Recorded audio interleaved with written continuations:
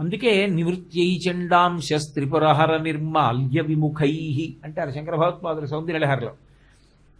కాబట్టి ఒక శివాలయంలో ప్రసాదం తీసుకెళ్ళాలి అంటే తిన్నగా పట్టుకెళ్ళకూడదు. చండీశ్వర స్థానం దగ్గరికి వెళ్ళి చిటికి వెయ్యాలి. ఎందుకు చిటిక వేస్తున్నావు అంటే ఆయనకి చెవుడండి అంటుంటారు కొంతమంది. కొంతమంది చప్పట్లు కొడతారు. ఎందుకండి అంటే ఆయనకి చెవుడండి. ఆయన చెవుడు అయితే నువ్వు ఎందుకు చప్పట్లు కొట్టడం? కాదు, తప్పది. అది ఇంకో దోషం అలా అనడం. ఆయన ధ్యానమగ్నుడై ఉంటాడు. నువ్వు చిటిక వేస్తే ఆయన కళ్ళు విప్పుతాడు. నేను చెప్పే కదా, శబ్దం అయితే ధ్యానం భంగం అవుతుంది. ప్రసాదం చూపిస్తే ప్రసన్నుడవుతాడు. సరే తీసుకెళ్ళి అంటాడు. ఒక కొబ్బరి చెక్క గుడికి వెళ్ళిందంటే శివుడికి వెళ్ళింది. ఓ కొబ్బరి చెక్క ప్రసాదం అయింది. ఆయన తిని మీకు శేషం ఇచ్చాడు. ఇప్పుడు ఆ ప్రసాదం పట్టుకెళ్లే ముందు చండీశ్వరుడికి చూపించి ఇంటికి పట్టుకెళ్ళాడు. ఒక్క శివాలయంలో మాత్రం అది నియమం తప్ప తిన్నగా గుళ్ళోంచి పట్టుకుని వెళ్ళిపోకూడదు అని. అంతేకాని శివాలయంలో ప్రసాదాలు పట్టుకెళ్ళకూడదండి. శివాలయంలో ప్రసాదాలు గోడ మీద పెట్టి వెళ్ళిపోవాలండి. అవి ధూర్తతనంతో కూడుకున్న మాటలు. అసలు అలాంటి పనులు చేస్తే రావలసిన అనుగ్రహం రాదు.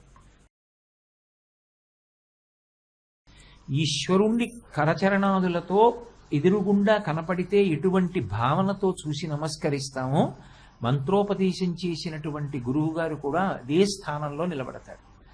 అటువంటి మంత్రోపదేశం చేయగలిగినటువంటి స్థాయిని పొందినటువంటి గురువులందరూ కూడా సశిష్యులై ఎవరికి నమస్కరిస్తారో అటువంటి వారి యందు మంత్రములన్నీ కూడా చేరి ఉంటాయి. వారి శరీరమే మంత్రపూతమవుతుంది.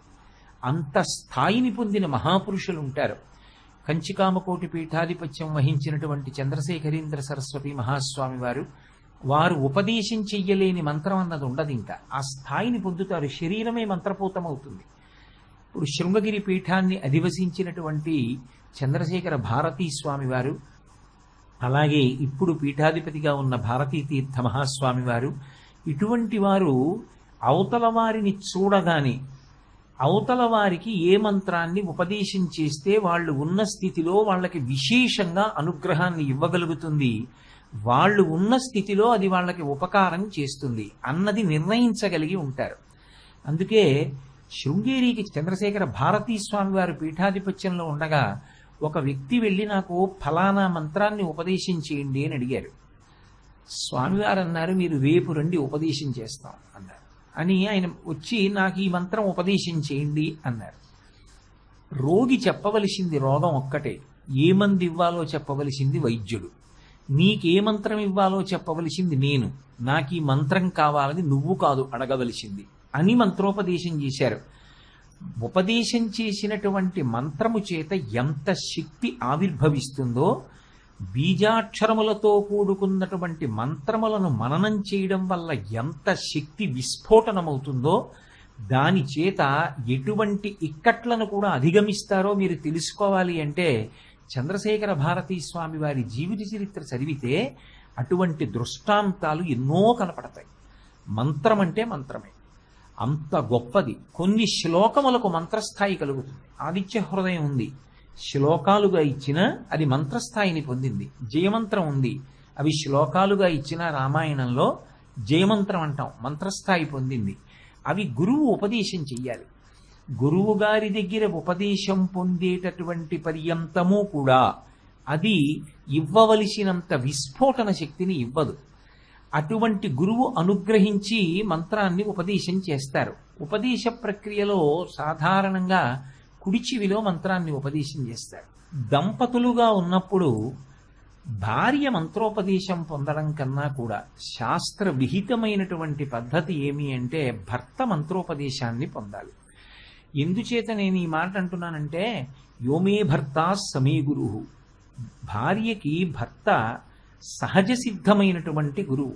బిడ్డడికి తండ్రి ఎలా గురువో, మయస్కరాయచ శంకరాయచ అని తండ్రి తనంత తానుగా గురువు. పిల్లవాడికి ఉపనయనం చేసి గాయత్రి ఉపదేశం చేస్తాడు, అది తండ్రి అధికారం.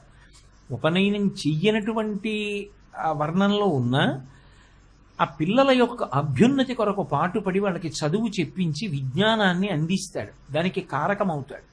అందుకని తండ్రి గురువు.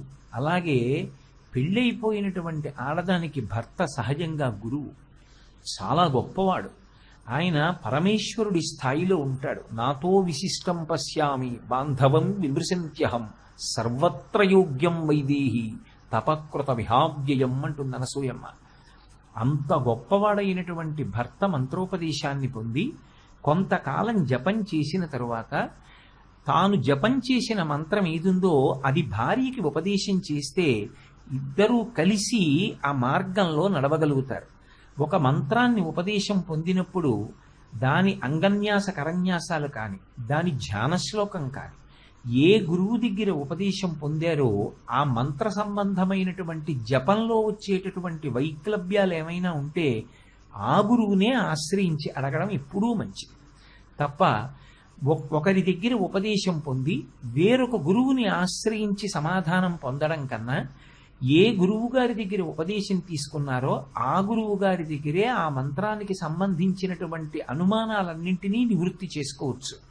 ఒక్కొక్కచో గురువుగారు శరీరంతో ఉండకపోవచ్చు ఒక అనుమానం వచ్చేటప్పటికి. కానీ మీతో నేను ఒక యథార్థం చెప్తున్నాను, గురువు అన్న నమ్మకం మీకున్నప్పుడు ఆయన శరీరం విడిచిపెట్టినా గురువుని ప్రార్థన చేస్తే ఏదో ఒక రూపంలో గురువుగారు మీ సమస్యని పరిష్కరిస్తారనడంలో వ్యక్తిగతంగా నాకు ఏ విధమైన అనుమానం లేదు. గురువు గురువే, మనకు ఆ గురి ఆయన యందు ఉండాలి.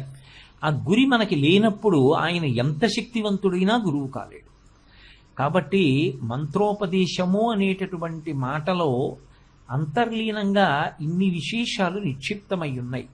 కాబట్టి అటువంటి గురువు జీవితంలో లభించడం, అటువంటి గురువు యొక్క శుశ్రూష చెయ్యడం చేత వ్యక్తి ఎంతో వృద్ధిలోకి వస్తాడు. అందుకే మనిషి జీవితంలో చేసి తీరవలసింది అంటూ చెప్పేది ఏది అంటే శాస్త్రం గురు శుశ్రూష. గురువుగారి శరీరం 10 కాలాలు ఉండేటట్టుగా శిష్యుడు చూసుకోవాలి. ఎందుకంటే ఆ గురువు శరీరంలోంచి వెళ్ళిపోతే చెప్పేవాడు ఉండడు. అందుకే గురు శుశ్రూష అంటే గురువుగారికి కాళ్ళు పట్టడం, గురువుగారికి పనులు చేసి పెట్టడం, ఆయన బడలిపోకుండా చూసుకోవడమే కాదు, స్థాన శుశ్రూష అని గురువుగారు ఉన్న ప్రదేశాన్ని కూడా శుభ్రంగా ఉంచుతారు. అలా ఉంచడం చేత ఏమవుతుంది అంటే పరమేశ్వరుడికి సేవ చేయడం ఎంతో గురువుగారి సేవ చేయడం కూడా అంతే. కాబట్టి గురూపదేశము అనేటటువంటి మాటలో స్థూలంగా ఈ విషయాలు ఇమిడి ఉంటాయి. శ్రీ గురుభ్యోం నమః. ధ్యానం ప్రారంభించడానికి ముందు ఎటువంటి జాగ్రత్తలు తీసుకోవాలి? ధ్యానము ప్రారంభించే ముందు ఎటువంటి జాగ్రత్త తీసుకోవాలి? ధ్యానము అని ఎప్పుడైనా అంటే అందులో 3 విషయాలు ఉన్నాయి అని జ్ఞాపకం పెట్టుకోవాలి. 3 ఉండి 1 అవడానికి చేసే ప్రయత్నానికి ధ్యానము అని పేరు. ప్రారంభమునందు 3గా ఉండి 1గా తాను మారాలి, అది ధ్యానం. అంటే నేను మీకు ఒక ఉదాహరణ చెప్పాలి అంటే, ధ్యానము చేస్తున్నవాడు, ధ్యానం చేయడానికి కూర్చున్నవాడు ఒకడు ఉంటాడు కదా, ఆయన దేనిని ధ్యానం చేస్తున్నాడు? ఆ ధ్యానము చేయబడుతున్న వస్తువు, దానిని ధ్యానము చేయుట, ధ్యానము 3. దీని ప్రయోజనం చిట్ట చివరికి 1 అయిపోతాయి. 3 కలిపి 1 అయిపోవడాన్ని ధ్యానమునందు ఆయన స్థిరంగా నిలబడగలిగాడు, ధ్యానము యొక్క ప్రయోజనాన్ని పొందాడు అంటారు. ఇది ఎలా ఉంటుంది అంటే బయటికి వ్యక్తము కాదు, మీరు చెప్పలేరు కూడా. ధ్యానం చేసేటప్పుడు వచ్చేటటువంటి ఆనందం ఏదుంటుందో అది అవ్యక్తము, దాన్ని పైకి చెప్పడం కుదరదు. నేను మీకు ఒక ఉదాహరణ చెప్పాలి అంటే రామకృష్ణ పరమహంస తరచు చెప్పినటువంటి ఉదాహరణ చెప్తాను. ఒక పక్షి తన గుడ్లని తాను పొదుగుతున్నప్పుడు ఆ గడ్డిలో ఆ గూట్లో దాని గుడ్లు పెట్టి దాని మీదకి 2 కాళ్లతోటి నడిచి వచ్చి జాగ్రత్తగా దాని కడుపు బరువుగా గుడ్లకి తగలకుండా పైన తగిలేటట్టుగా కూర్చుంటుంది. కూర్చున్నప్పుడు ఆ గుడ్డు యొక్క పెంకు పక్షి యొక్క కడుపుకి తగులుతుంది. పక్షి యొక్క వేడి గుడ్డు యొక్క పెంకులోకి దిగుతుంది. పెంకులోకి దిగినటువంటి వేడి లోపల ఉన్నటువంటి పిండానికి తగులుతుంది. లోపల ఉన్న పిండము పిల్లగా మారుతూ ఉంటుంది. ఈ కడుపు యొక్క తలము ఆ గుడ్డు పెంకుకి తగిలి ఆ పెంకు వేడి పిండాన్ని పిల్లగా మారుస్తున్నటువంటి ప్రక్రియని లోపల తెలుసుకుంటున్నటువంటి పక్షి తన పిల్ల ఊపిరి పోసుకుంటోంది అనేటటువంటి ఆనందంతో కనురెప్పలు సగం మూసేస్తుంది. ఇలా అరమోట్పు కన్నులతో ఆనందాన్ని అనుభవిస్తూ ఉంటుంది. ఇప్పుడు ఒక చిత్రకారుణ్ణి మీరు ఆ బొమ్మ గీయండి అన్నారనుకోండి, కన్నులు సగం మూసుకున్న పక్షిని, పక్షి పొట్ట కింద ఉన్న గుడ్లని గీయగలడేమో, పక్షి పొందుతున్న ఆనందాన్ని వ్యక్తం చేయగలడా బొమ్మలో? చెయ్యలేడు. ధ్యానమునందు పొందుతున్న ఆనందము కూడా అంతే. ఎవరికి వారు అనుభవించేదే తప్ప ధ్యానమునందు పొందేటటువంటి ఆనందాన్ని పంచుకోవడం అనేటటువంటిది సాధ్యం కాదు. అందుకే ధ్యానము అన్న దాంట్లో ప్రధానంగా కేంద్రీకృతము కావలసినది ఏది అంటే మనస్సు. మనస్సు దేని మీద ఆధారపడుతుంది అంటే ఊపిరి మీద ఆధారపడుతుంది. ఊపిరి చాలా వేగంగా తీసి వేగంగా వదులుతున్నారనుకోండి, మనసు చాలా వేగంగా కదిలిపోతుంది. మీరు ఏ వస్తువు వంక చూస్తున్నారో లోపల అంటే మనోనేత్రంతో, మనోనేత్రం ఎక్కడ తెరుచుకుంటుంది అంటే మీరు ఏ వస్తువుని ధ్యానం చేస్తున్నారో ఆ వస్తువుని భ్రూమధ్యమునందు ధ్యానం చేయాలి. ఆజ్ఞాచక్రం ఉంటుంది అక్కడ, అది మనస్సు యొక్క స్థానం. ఆ భ్రూమధ్యమునందు ధ్యానం చేస్తున్నప్పుడు ప్రాణాయామం చేసి ముందు మనస్సుని వశం చేసుకోవాలి. దాని వేగం తగ్గించాలి. తగ్గించి మీరు ఏ వస్తువుని ధ్యానం చేస్తున్నారో వీలైతే దాని బొమ్మ ఒకటి ముందు ధ్యానం చేస్తున్న గదిలో ఉండాలి. కళ్ళు తెరిచి బాగా ప్రశాంతంగా, మీ మనసు ప్రశాంతంగా ఉంది, కదిలిపోవట్లేదు అన్నది నిర్ధారించుకొని ఒకసారి దాని వంక బాగా చూడాలి. అథవా మనసుని నిలబెట్టడానికి ధ్యానం చేసేటప్పుడు ప్రాథమిక దశలో ఉపయుక్తం ఏది అంటే వెలుగుతున్నటువంటి జ్యోతి వంక చూడాలి. ఎందుకంటే కంటికి ఒక లక్షణం ఉంది, అది దీపాన్ని తొందరగా లాక్కుంటుంది. అందుకే చీకటి ఉందనుకోండి, దీపం ఉంటే వస్తువుల్ని పట్టుకుంటుంది. అన్నిటికన్నా తొందరగా మనస్సు దగ్గరికి దేన్ని తీసుకెడుతుంది? కన్నంటే దీపాన్ని తీసుకెడుతుంది. మీరు ఒక దీపాన్ని వెలిగించి ఆ దీపం వెలుగుతున్న జ్యోతి వంక చూస్తున్నారనుకోండి, కంటికి ఇబ్బంది ఏమి ఉండదు, అదేం చాలా విశేష కాంతితో ఉండదు. ఆ వెలుగుతున్నటువంటి దీపం వంక అలా చూసి మీరు కళ్ళు మూసుకోండి, మీ ప్రయత్నం లేకుండా వెలుగుతున్న జ్యోతిని చూపిస్తుంది. మీరేం ప్రయత్నం చేయక్కర్లేదు, చెయ్యక్కర్లేకుండా జ్యోతిని ముందు చూపిస్తుంది. ధ్యానంలో మనసు నిలబడడానికి, మీరు చూడాలనుకున్న దాన్ని చూపించడం మనసుకు అలవాటవడానికి దీపంతో ప్రారంభం చెయ్యాలి. ఆ జ్యోతిని చూసి కళ్ళు మూసుకుంటే ఆ జ్యోతి కదలకుండా కొద్దిగా అలా అలా కదిలి అలా నిలబడ్డాన్ని చూపిస్తుంది. ఊపిరిని నియంత్రించి, అంటే బిగపట్టకూడదు. ఊపిరి బిగపట్టడం కానీ, పళ్ళు బిగపట్టడం కానీ, నాలుక పెదవుల మధ్యలోంచి బయటికి పెట్టడం కానీ, వ్యగ్రతతో కూర్చోవడం కానీ చేయకూడదు.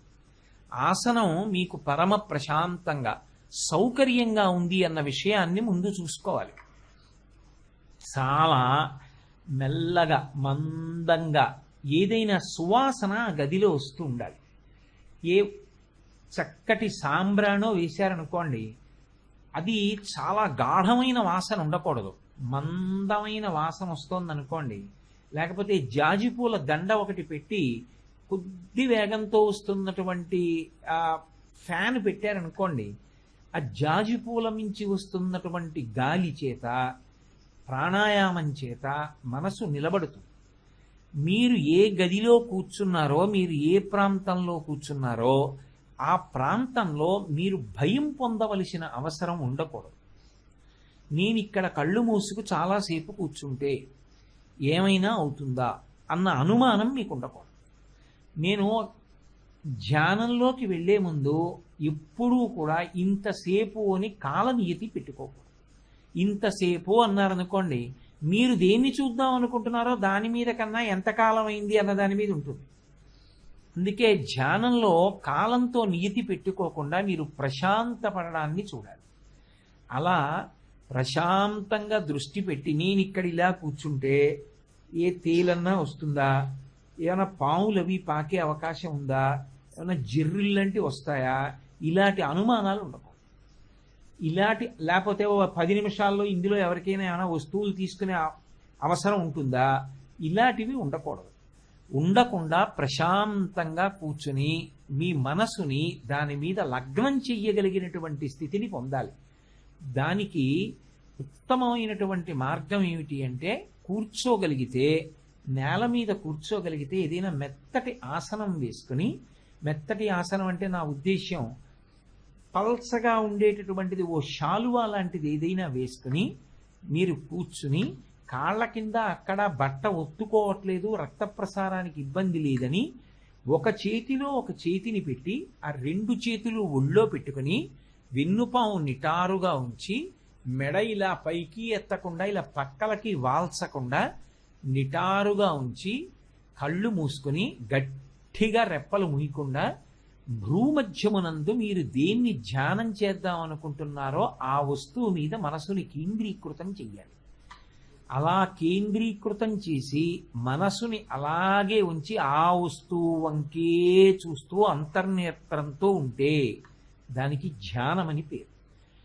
క్రమక్రమంగా ఏమవుతుందంటే ఎవరు ధ్యానం మొదలుపెట్టాడో వాడికి శరీర స్థితి అంతరిస్తుంది. నేను అన్నది జారిపోతుంది. జారిపోయి దేని మీద ధ్యానం చేస్తున్నాడో అందులోకి వెళ్ళిపోతాడు. వెళ్ళిపోయి దానిగా నిలబడిపోతాడు. ఆ స్థితి యందు అవ్యక్తమైనటువంటి ఆనందాన్ని పొందుతాడు. యథార్థమునకు మనసు విశేషమైనటువంటి శాంతి పొందుతుంది. ఆ శాంతి పొందినటువంటి స్థితిలో శరీరంలో ఉండేటటువంటి ప్రధానమైన అవయవాలు ఏ ఉంటాయో అవన్నీ కూడా మంచి శక్తిని పుంజుకుంటాయి. అది ధ్యానం చేసేటటువంటి వాడు ప్రధానంగా ముందు తీసుకోవలసిన జాగ్రత్త. అంతేకాని నేను ధ్యానం చేస్తాను అని ఎక్కడ పడితే అక్కడ కూర్చోవడం, అసలు ధ్యానం గురించి ఏ విధమైనటువంటి అవగాహన లేకుండా ధ్యానం ప్రారంభిస్తే అసలు ధ్యానంలో మనసు నిలబడడం అన్నది చాలా కష్టం. శ్రీ గురుభ్యో నమః. గురుగారు, అందరికీ ధ్యానయోగ్యమైనటువంటి ఒక మూర్తి గురించి తెలిపండి. లోకంలో అనేక మూర్తులు ఉంటాయి. సాధారణంగా ధ్యానము అన్నప్పుడు భద్రమైనది, శ్రేయోదాయకమైనది, మంగళకరమైనది, శుభప్రదమైనది, మనసుకి ఉద్విగ్నతని కలిగించనిది, మనసు దేనియందు లయం అవుతుందో అలా లయం అవగలిగినటువంటి మూర్తిని ధ్యానం చెయ్యాలి తప్ప ఆ మూర్తిని చూసినంత మాత్రం చేత మనసు బాగా కదిలిపోయేటటువంటి మూర్తి జోలికి వెళ్ళకూడదు. అంటే నేను ఒక మూర్తి వంక చూస్తే భయం కలగడం కానీ, భీతి కలగడం కానీ, దాని వంక అలా చూసినటువంటి కారణం చేత మనసు వ్యాకులత పొందడం కానీ అటువంటి వాటి జోలికి వెళ్ళకూడదు.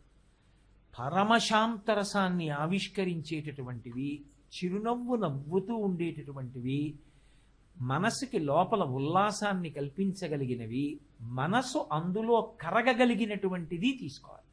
అది ప్రధానమైన జాగ్రత్త.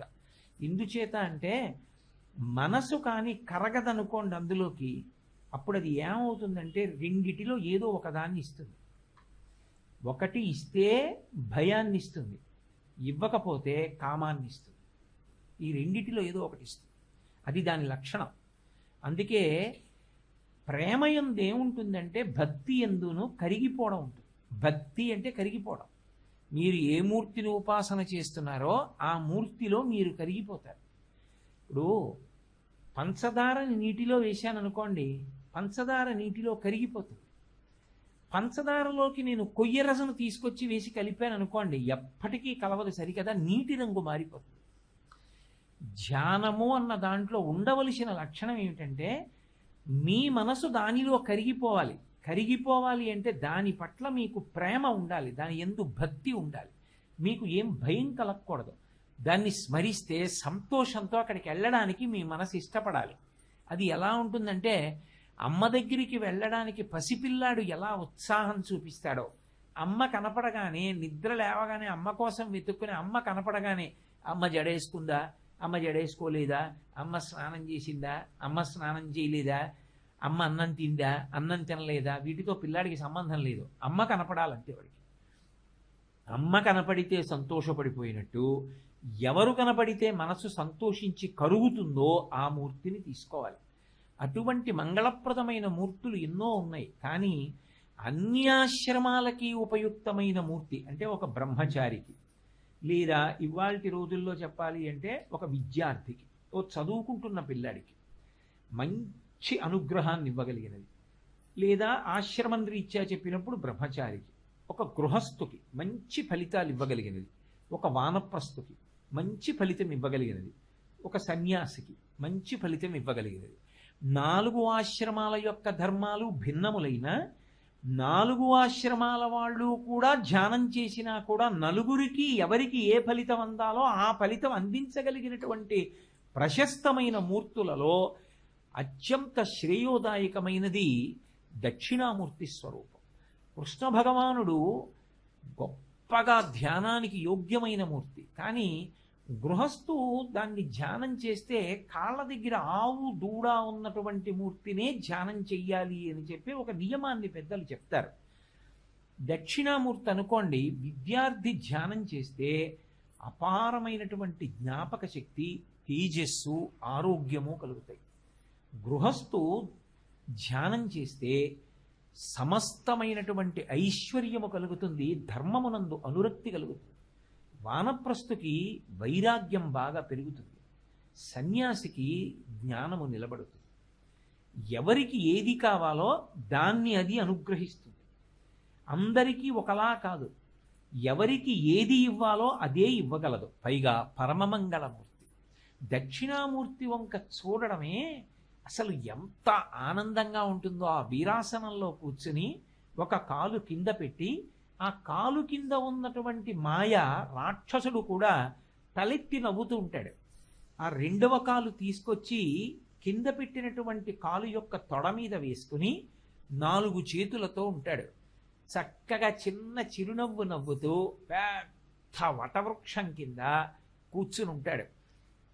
ఆ ధ్యానం చేసేటప్పుడు చాలా తేలికగా మీరు ఆయన దగ్గరికి వెళ్ళినట్టు, మీరు మోకాళ్ళ మీద వంగినట్టు, మీ తల తీసుకెళ్ళి ఆ కింద పెట్టినటువంటి పాదం మీద మీరు మోపినట్టు, ఆయన బొటన వేలు దాని పక్కన ఉన్న వేలు ఆ పాదం యొక్క తలము మెత్తగా మీ నుదిటికి తగిలినట్టు, మీరు లేచి ఆయన కాలు పట్టుకున్నట్టు, ఆయన పాదాన్ని నిమిరినట్టు, ఆయన కాలు ఒత్తుతున్నట్టు, మీరు నీరాజనం ఇచ్చినప్పుడు ఆ చేతులలో ఉండేటటువంటి ఆయుధములు, ఆ కిరీటము, ఆయన యొక్క తొడ మీద వేసుకున్నటువంటి ఎర్రటి పాదం, దాని యొక్క వేళ్ళు, గోళ్ళు అన్నీ కనపడుతూ ఉండగా మీరు ఆయనకి నీరాజనం ఇస్తూ ఒకసారి దర్శనం చెయ్యొచ్చు. మీరు ధ్యానంలో ఆయనని చూస్తూ దగ్గరగా కూర్చుని చూస్తుంటే మనసు రంజిల్లిపోయి చాలా తేలికగా ఆయన యందు లయమైపోతుంది. విశేషించి అది జ్ఞానకారకము, మంగళప్రదము, శివస్వరూపం. అన్నిటినీ మించి దక్షిణామూర్తి దగ్గర ఉన్నటువంటి గొప్పతనం ఏమిటంటే, అసలు దక్షిణామూర్తి దగ్గర నుండి ఇది మాత్రమే వస్తుంది అని చెప్పడానికి అవధి లేదు. ఏదైనా ఇవ్వగలడు. అన్ని ఇవ్వగలిగినటువంటి దక్షిణామూర్తి స్వరూపాన్ని ఇంట్లో ఉంచుకుని పిల్లల దగ్గర నుంచి పెద్దల వరకు అందరూ కొంతసేపు ఆయన్ని ధ్యానం చేయడం అలవాటు చేసుకుంటే అసలు గురుమండలంలో ప్రధానమైనటువంటి గురువుకి కూడా నమస్కారం చేసినటువంటి అనుగ్రహం లభిస్తుంది. ఎందుకంటే ఆయన గురుస్వరూపం. మౌనవ్యాఖ్యా ప్రకటిత పరబ్రహ్మతత్వం యువానం వర్షిష్టాం తే వసదృషిగణైరావృతం బ్రహ్మనిష్టై ఆచార్యేంద్రం కరకలిత చిన్ముద్రమానందరూపం స్వాత్మారామం ముదితవదనం దక్షిణామూర్తిమీడే. ముదితవదనం, చిరునవ్వుతో ఉంటాడు.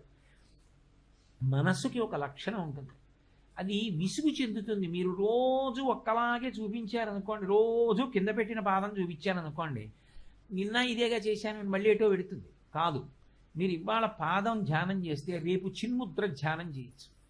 ఆయన చూపుడు వేలు, ఆయన బొటన వేలు రెండూ కలుసుకుని ఆ మిగిలిన వేళ్ళు పొడవుగా ఇలా నిలబడితే ఎర్రటి అరిచెయ్యి, ఆ చేతికున్నటువంటి కంకణం, ఆ చిన్ముద్ర వంక, ఆయన చేతిలో ఉన్నటువంటి ఆ గీతలు, ఆ చేతి వంక ధ్యానం చేయొచ్చు.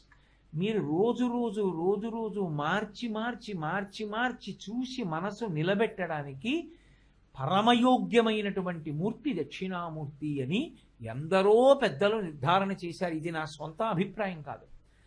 అసలు ప్రతిరోజు ధ్యానం చెయ్యవలసింది ఎవరి మీద అంటే దక్షిణామూర్తి మీద కొంతసేపు ధ్యానం చెయ్యాలి. అంత యోగ్యమైనటువంటి రూపం దక్షిణామూర్తి స్వరూపం. ధ్యానమందు పరమ జాగ్రత్త వేనియందు అవసరమో తెలియజేయగలరు. ధ్యానంలో అన్నిటికన్నా చాలా జాగ్రత్త తీసుకోవలసినటువంటి విషయాలు రెండు ఉంటాయి. ఏమిటి ఆ రెండు విషయాలు అంటే, శరీరం బాగా బడలిపోయి ఉన్నా లేదా సౌకర్యంగా అనిపించినా మనసు ఏం చేస్తుందంటే, ఏ మూర్తిని మీరు పట్టుకోమని ఆజ్ఞ ఇచ్చారో ఆ మూర్తిని పట్టుకున్నట్టు పట్టుకుని నిద్రలోకి వెళ్ళిపోతుంది. అది ఏమనుకుంటాడంటే, నేను ధ్యానంలో ఉన్నాను అనుకుంటాడు, కానీ కాసేపటికి తెలుస్తుంది నిద్ర వచ్చేస్తోంది నాకు. అది చాలా జాగ్రత్త తీసుకోవాలి. అందుకే ఉత్సాహంగా ఉండి ధ్యానానికి కూర్చోవాలి తప్ప బాగా బడలిపోయినటువంటి స్థితిలో ధ్యానానికి కూర్చోకూడదు. కూర్చుంటే నిద్రలోకి జారతారు. రెండవది, ఎప్పుడైనా సరే ధ్యానం చేసేటప్పుడు అకస్మాత్తుగా మీకు పెద్ద శబ్దం వినపడకుండా జాగ్రత్త పడాలి. మీరు ధ్యానం చేస్తున్నారనుకోండి, ఎవరూ చప్పుడు చెయ్యరు అన్న విషయం మీరు బాగా జ్ఞాపకం ఉంచుకోవాలి. ఈ విషయం ధ్యానానికి కొంత అలవాటు పడిన వాళ్ళైతే నేను చెప్పిన మాట ఎంత అవసరమో అర్థమైపోతుంది, దానికన్నా వివరణ అక్కర్లేదు. ఎందుకనంటే ధ్యానమునందు మీరు మంచి నిష్ఠలో ఉన్నారనుకోండి, చేతిలో చెంచా ఎవరో వెనకాతలకు వచ్చి కింద పడేశారనుకోండి చాలు, అకస్మాత్తుగా వెన్నుపావంతా జలధరింతలు వచ్చేసి కాసేపు మీరు బహిర్ముఖులై అక్కడ జరుగుతున్న విషయం తెలుసుకోవడానికి మీకు తటపటాయింపు వచ్చేస్తుంది. అదే ఒక్కొక్కసారి చాలా పెద్ద ఇబ్బందులకు కూడా తీసుకెడుతుంది. అందుకే ధ్యానం మొదలు పెట్టేటప్పుడు ఎప్పుడూ తీసుకోవలసిన జాగ్రత్త ఏంటంటే, పెద్ద శబ్దం నాకు వినపడదు. ధ్యానమునందు నిష్ఠ పెరుగుతుంటే చిన్న శబ్దం కూడా వినపడకుండా చూసుకోవాలి. అందుకే మీరు చూసి ఉంటారు, ధ్యాన మందిరాలను ఉంటాయి. ధ్యాన మందిరం లోపలికి వెళ్ళేటప్పుడు తలుపు కూడా కిర్రు మనకుండా చూస్తారు. ధ్యాన మందిరంలోకి వెళ్ళి కూర్చున్నప్పుడు కూడా చప్పుడు అవ్వకూడదు. అరుణాచలంలో భగవాన్ రమణులు ఎక్కడ పడుకుని ఉండేవారో దాన్ని ఇప్పటికీ ధ్యాన మందిరంగా నిర్వహిస్తున్నారు. నిశ్శబ్దం. అసలు నిశ్శబ్దంలో ఎంత ఆనందం ఉందో అనుభవించాలంటే ఒక్క ధ్యానంలోనే తెలుస్తుంది. దానికి ప్రధాన ప్రతిబంధకం ఏది అంటే చప్పుడు అవడమే. అందుకే ధ్యానం పసిపిల్లలు ఉన్న చోట, చప్పుడై తీరుతుందన్న చోట, పెద్ద పెద్ద గంటల చప్పుడు ఉన్నటువంటి గడియారాలు ఉన్న చోట సెల్ ఫోన్ని నిశ్శబ్దంగా ఉండేటట్టు ఉండకుండా అది మోగుతుంది అన్న విషయంలో పరాకు లేకుండా పక్కన పెట్టుకుని, ఇంట్లో ఎవరో నన్ను వచ్చి పిలిచే అవకాశం ఉంది అన్నప్పుడు ధ్యానానికి ఉపక్రమించకూడదు. అందుకే పెద్దలు ఏం చెప్తారంటే, మీరు ధ్యానం చేస్తున్నారు అంటే మీ గురించి జాగ్రత్త తీసుకునే వాళ్ళు ఎవరో ఉండాలి. నేను ధ్యానం చేసుకుంటున్నాను అనుకోండి, నేను నా అంత నేను ధ్యానం చేయకూడదు. నా భార్యకి చెప్పాలి, ఒక్క అరగంట పలకరించవద్దు, ఎవరినీ పంపకు, ఒక 30 నిమిషాలు ఏమీ భంగం చెయ్యొద్దు అని ధ్యానానికి కూర్చోవాలి. ఒకవేళ నేను సమయం తెలియనంతగా ఆనందంలో మునిగిపోయాను అనుకోండి, అప్పుడు ఎలా బహిర్ముఖం చేయడం అంటే చాలా మందంగా స్పృశించాలి. ఊరికే ఇలా ఇలా కొట్టడం అలాంటివి చేయకుండా చాలా నెమ్మదిగా స్పృశించడం కానీ, లేకపోతే దగ్గరకు వచ్చి శ్రీరామ శ్రీరామ శ్రీరామ అలా ఏదో మెల్లగా భగవన్నామం అనడం కానీ చెయ్యాలి తప్ప, ధ్యానంలో నిష్ఠ పెరుగుతూ ఉండగా దానికి ప్రతిబంధకం ప్రధానమైంది ఏది అంటే శబ్దమే. అది లేకుండా చాలా జాగ్రత్త పడాలి. నేను ఇంతకన్నా చెప్పడం కుదరదు, కానీ ధ్యానం చేసే అలవాటు ఉన్న వాళ్ళు ఎవరైనా ఉంటే వాళ్ళకి నేను చెప్పిన విషయం ఎంత ముఖ్యమైన విషయమో అర్థమైపోతుంది. ఇక మూడవది, మనసుతో దెబ్బలాట పెట్టుకోకూడదు. ధ్యానంలో ఎవరికైనా వచ్చే దెబ్బలాట ఎవరితో అంటే మనసుతో దెబ్బలాట వస్తుంది. ధ్యానం అంటే ఏం చేయాలి? మనసును నిలబెట్టాలి. మీరేమో ఫలానా దాని మీద నిలబడు అంటారు. దక్షిణామూర్తిని తీసుకొచ్చి పెద్ద మూర్తిని పెట్టుకొని ఓ శాలువా వేసుకుని అరగంట సేపు ఎవరు మాట్లాడకుండా చూడని పాపం ఎంతో ఉత్సాహంగా వచ్చి కూర్చుని 2 చేతుల్లో చెయ్యి వేసుకుని వెన్నుపాము నిటారుగా పెట్టి భ్రూమధ్యంలో దక్షిణామూర్తిని చూడటం మొదలు పెడతాడు. 2 నిమిషాలు అయ్యేటప్పటికీ దక్షిణామూర్తి దగ్గర ఉండవలసినటువంటి మనస్సు, నేను పర్సు గబుక్కుని బయట పెట్టేసి వచ్చేసానా, బీరువాలోనే పెట్టానా అంటుంది. లేకపోతే అది ఏం చేస్తుందంటే శబ్దాన్ని పట్టుకుని వెళ్ళిపోతుంది. నేను అన్నవి సామాన్యమైన విషయాలు నేను ప్రస్తావించట్లేదు. ఎక్కడో దూరంగా ఒక వ్యక్తి గంట కొడుతున్నాడు. అది ఠాంగ్ ఠాంగ్ కొట్టాడు. మూడో మాట మీకు తెలియకుండా మీ మనసు ఓ మాట చెప్తుంది, ఠాంగ్ అంటుంది. అంటే మళ్ళీ కొడుతున్నాడు, ఇప్పుడు ఠాంగ్ అంటుంది. అప్పుడు మీరు ఏమంటారంటే నేను దక్షిణామూర్తిని చూడమన్నాను. నువ్వు ఎంతసేపటి తర్వాత ఠాంగ్ అంటుందన్నది చూస్తున్నావు. మీరు ఎప్పుడైనా పరిశీలించండి, మీరు మనసులో ఠాంగ్ అన్నప్పుడే అది ఠాంగ్ అంటుంది. అంటే ఒక 2 మాటలు విన్న తర్వాత ఎంతసేపట్లో అంటుందో పట్టుకుంటుంది, అది లెక్క కడుతుంది. అప్పుడు మీరు దెబ్బలాట పెట్టుకోకూడదు దాంతో. నువ్వు దక్షిణామూర్తిని చూడటం లేదు అనకూడదు ప్రాథమిక దశలో. సరే చాలా సంతోషం, లెక్క అది చూడు పట్టుకో అలాగే అని ఠాంగ్ ఠాంగ్ అని దాని మీద పెట్టాలి దృష్టి. అంటే అది దేని మీదకి వెళుతోందో దాని మీదకి వెళ్ళడాన్ని అనుమతించి పరిశీలనం చేయాలంటే కుక్క పిల్లని పెంచుకున్నట్టు పెంచుకురావాలి మనసుని. అప్పుడు అది సంతోషిస్తుంది, వెళ్ళనిచ్చాడు నన్ను. కాసేపటి గంట ఆగిపోతుంది. అప్పుడు దేన్ని పట్టుకుంటుంది?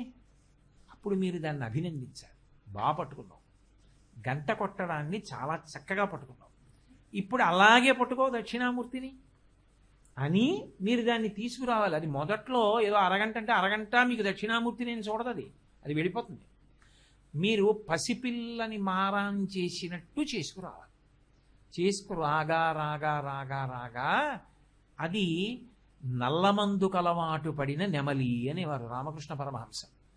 అలా అది పట్టుకుంటుంది. పట్టుకుని ఎప్పుడు ధ్యానం చేద్దాం ఎప్పుడు ధ్యానం చేద్దాం అని అడుగుతుంది. అడిగి ఆ ప్రశాంత వాతావరణాన్ని కల్పించుకుని ధ్యానం చేయడాన్ని ఇష్టపడుతుంది.